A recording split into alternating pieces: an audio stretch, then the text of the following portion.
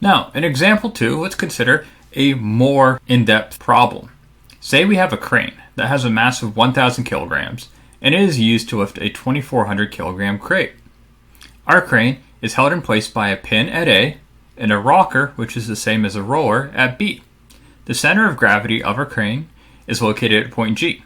Now we want to denote the components of our reactionary forces at A and B based upon the type of supports that exist.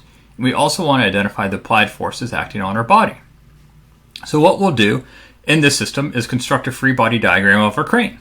That is, we are going to remove anything unnecessary about this problem.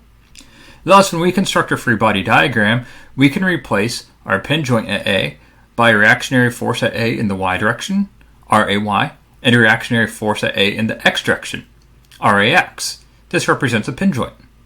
Now we have a roller support at B.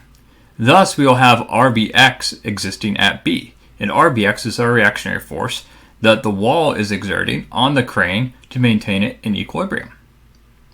So these three reactionary forces are what's being provided by the wall. Now, we have two applied loads, the weight of the crane acting at point G, and the weight of the crate acting at the end of the crane. Notice how we retained all necessary information: the distance between points A and B, the horizontal distance between G and the y-axis, as well as the horizontal distance between the weight of the crate and our y-axis.